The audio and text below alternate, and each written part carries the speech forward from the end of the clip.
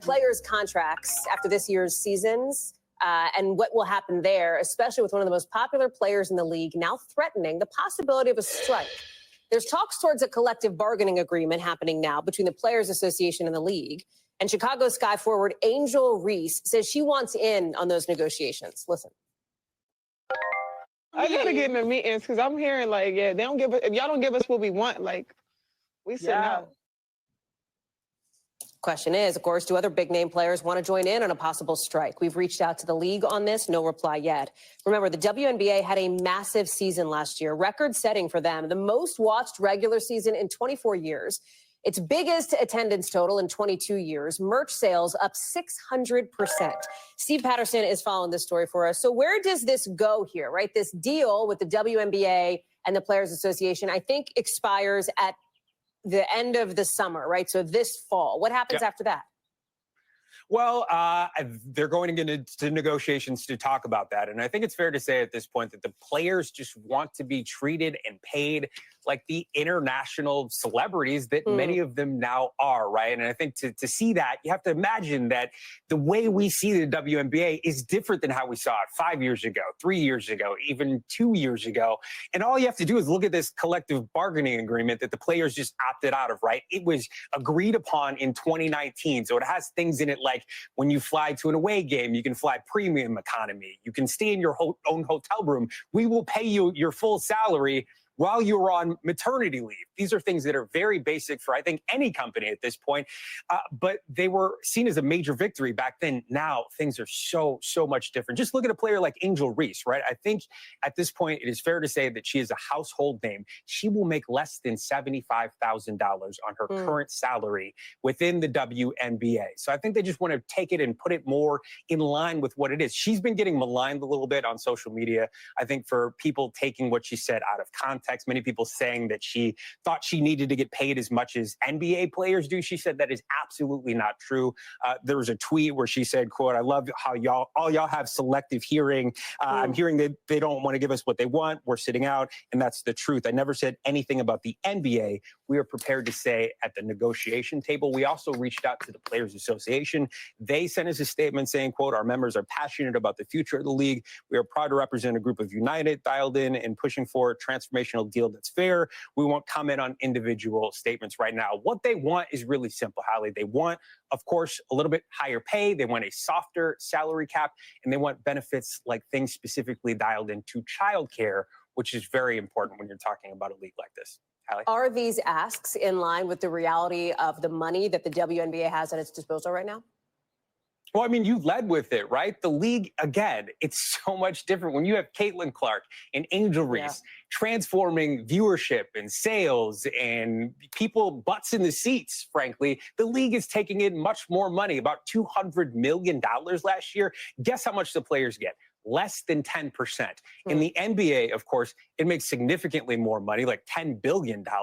Those players get about 50% of that pie. That's not to mention, of course, the WNBA much more popular. They just signed a new media rights deal, $2.2 billion. This league has money, Hallie. It's just about how you distribute that money and how much you think the stars are bringing in. I think it's significant.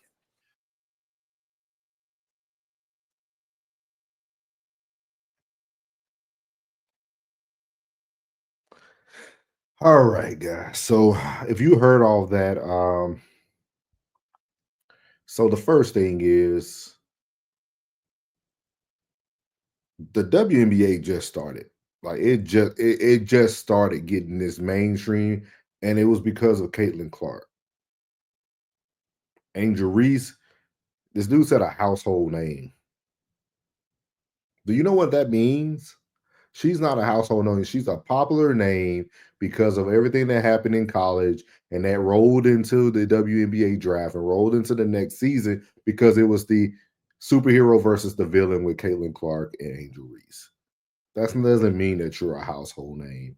Household names are like Cynthia Cooper, Rebecca Lobo, Lisa Leslie, Cheryl Swoops, even Brittany Griner. I mean, who else? Sue Bird, Brianna Stewart. See, I'm somebody who actually follows the WNBA, so I like it. I even watched they kind of did like a rivals thing earlier a few weeks ago where they were playing 1-on-1 and 3-on-3. I loved it. It was a great setup. It kind of looked like the TBD tournament that normally goes on, the TMT tournament that normally goes on for the men. Normally after March Madness when they're playing for like millions of dollars.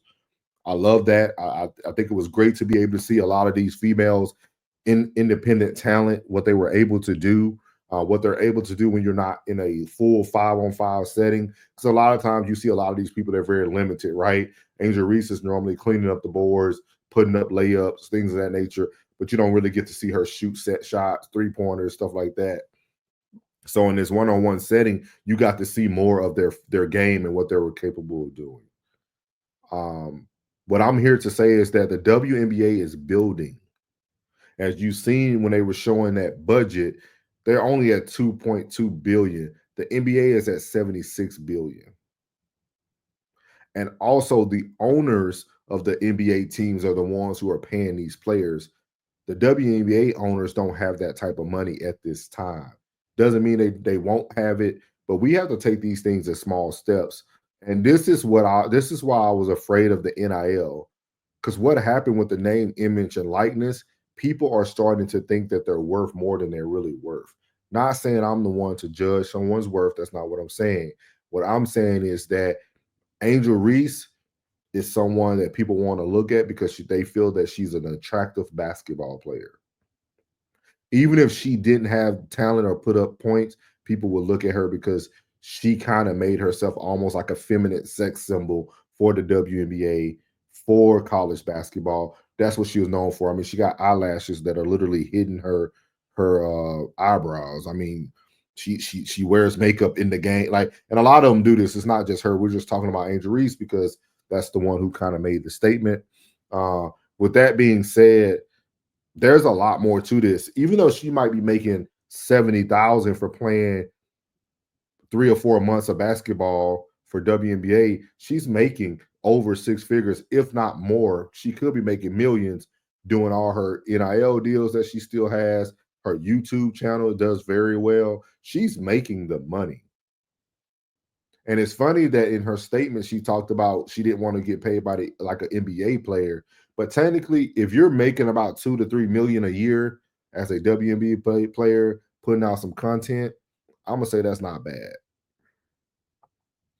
Because I guarantee you, the G League players would love to make the money that the WNBA players are making. Because I guarantee you, the G League is not making that type. Let's go look at. Let me look up the average salary of a G League player so we can get some comparison here. Salary for G League.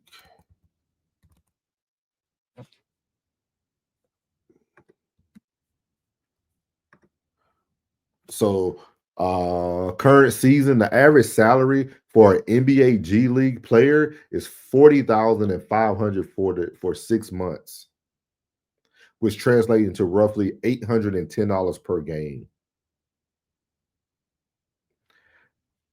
The slam dunk winner,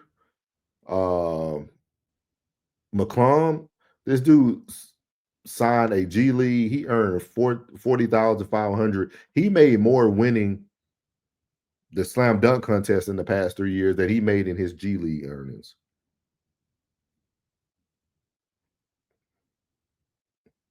And that's the biggest issue here. We have women who feel like they are worth more than these men who are already in the NBA, who are now pushed down to a development league because there's so much talent already reflected in the NBA. And these people aren't whining. These guys are in the grind, man. They're not even, they're taking these charter planes, they're taking buses, they're staying in some of the worst hotels, which Kenyon Martin kind of talked about that because his son was in the G League. A lot of people don't know what's truly going on. And you have females who don't even bring that much entertainment to the TV. If it wasn't for Caitlin Clark, and now you're going to have Juju coming out, she's going to bring some TV time with her. You got Paige Beckert at UConn. It's a lot of individual stars coming out now that are going to bring a little bit more attention. But you got to compare the talent that's in the NBA. And when I mean talent, I'm talking about like people that people want to see play. Jokic, Shea Gildress, LeBron, Luka, Kyrie, Anthony Davis, Jalen Williams from the Cleveland Cavaliers as a whole. People really want to see these people perform. You got Donovan Mitchell. You got all these players. You got like so much star power that brings a lot of revenue from TV, a lot of revenue from commercials, a lot of revenue from – it's just not the same. And the last thing I want to hit on, they're talking about having money for childcare.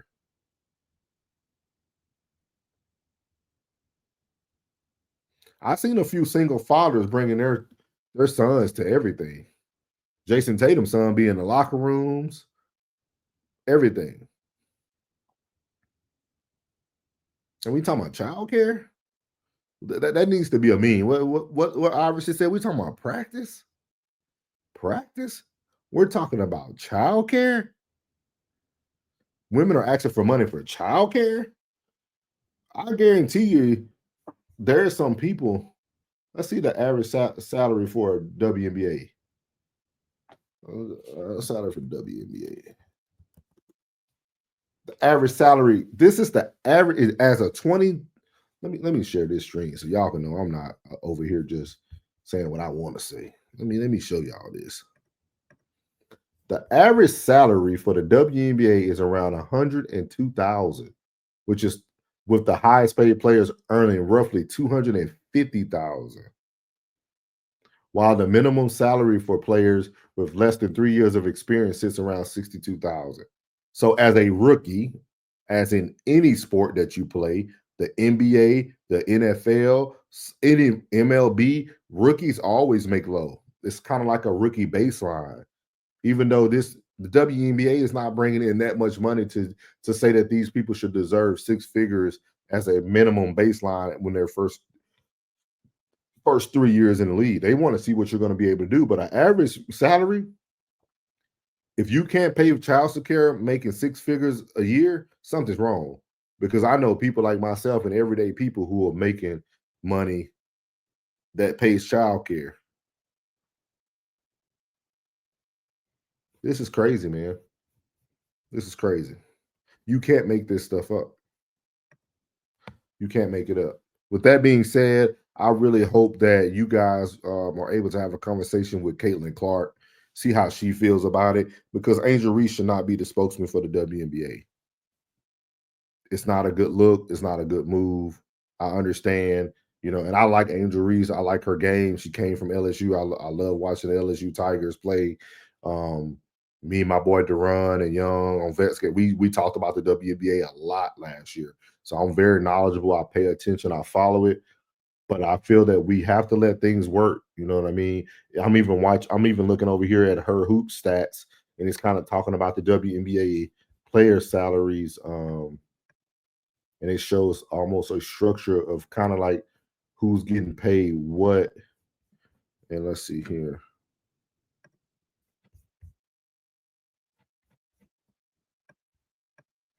And as you see this is the 2024 versus the 2023 salary. You got people like Jewel Lloyd making $241,000. You got Chelsea Plum making $200,000. You got Asia Wilson, who was a doll, making less than Jewel Lloyd, which is crazy. So you got people making a pretty good penny, man. Even on the low end, $75K. 80K.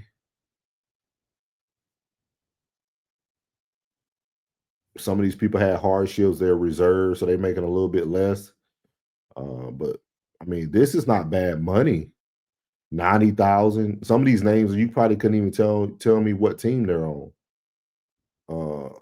So just something to think about, man. I feel like we're kind of losing ourselves in today's world when it comes to not just what we're worth, but understanding that life is not just about money. You're doing this because you love the game. You're doing this because you love the sport. That's what you were doing from when you were a little kid, when you were practicing every day. And I'm not saying you shouldn't be paid for your talent, but you have to understand that this progression is going to be slower for you guys. just because Angel Reese might be a superstar when it comes to like the social media world doesn't mean that that's going to correlate to the WNBA.